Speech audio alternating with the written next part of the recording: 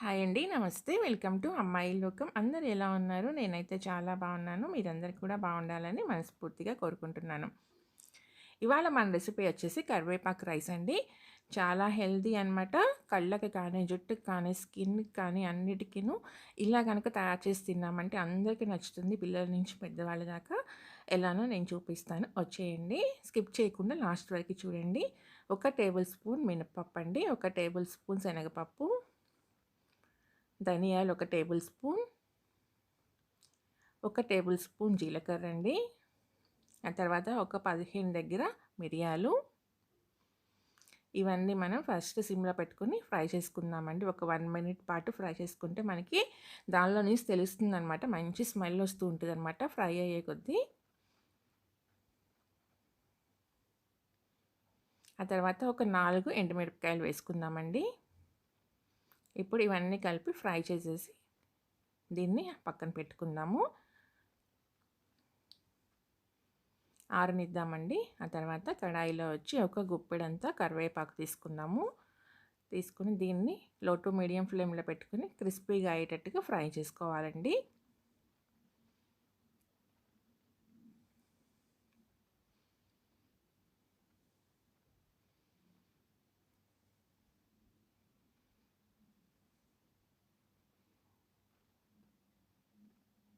ఇది చాలా హెల్దీ అనమాట. అందరికీ నచ్చుతుంది ఇలా కనుక ట్రై చేసామంటే మనం.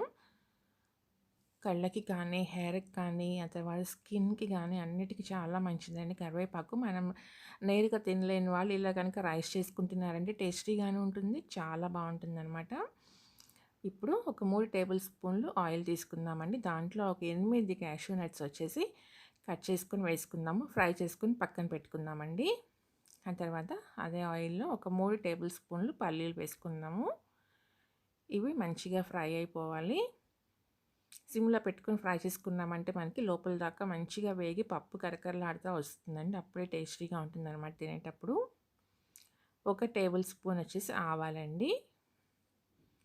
ఇంగువ కొంచెం. ఇంగువ స్కిప్ చేయకుండా వేసుకోండి. టేస్ట్ అయితే చాలా బాగుంటుంది. ఆ తర్వాత ఒక పావు టేబుల్ స్పూన్ పసుపు. ఇప్పుడు ఇదంతా మంచిగా మనకి ఫ్రై అయిపోయిందండి. ఆ తర్వాత వచ్చేసి ఒక 5 టేబుల్ స్పూన్లు ఇది చింతపండు రసం తీసి పెట్టానండి. చింతపండు పేస్ట్ మీరు దగ్గర ఉన్నట్టయితే 1 టేబుల్ స్పూన్ వేసుకొని సరిపోతుంది. ఇది ఇప్పుడు మనకి ఆయిల్‌లో మంచిగా ఉడికేసి దగ్గర పడుతుందండి చింతపండు.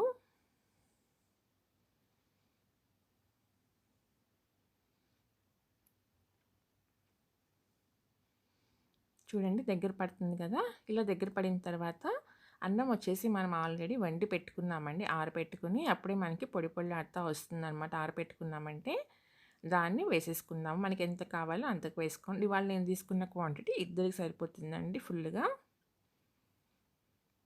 దానికి మెజర్మెంట్స్ అన్నీ అనమాట. మీకు ఎలా కావాలో దాన్ని అలా అడ్జస్ట్ చేసుకోండి. ఇప్పుడు ఇదంతా మనం మంచిగా మిక్స్ చేసుకుందాం. ఆయిల్ ఎక్కువ అవుతుంది అని అనుకోవద్దు. సరిపోతుందండి. ఎందుకని నేను చూపెడతాను. రుచికి సరిపడినంత ఉప్పు వేసుకుందామండి.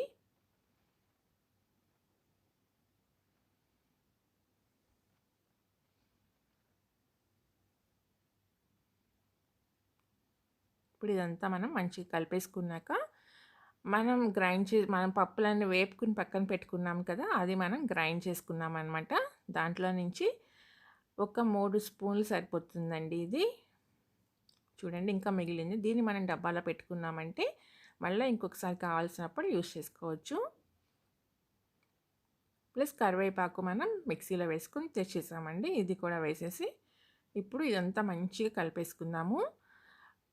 ఇప్పుడు ఆయిల్ మనకి కరెక్ట్‌గా సరిపోతుందనమాట. టేస్ట్ అయితే సూపర్‌గా ఉంటుందండి. పుల్ల పుల్లగా, కారం కారంగా మన మిరియాలు ప్లస్ ఎండుమిరపకాయలు వేసాం కదా! ఘాటు ఘాటుగా చాలా బావుంటుందనమాట. అందరికీ నచ్చుతుంది. తప్పకుండా మీరు కూడా ట్రై చేయండి.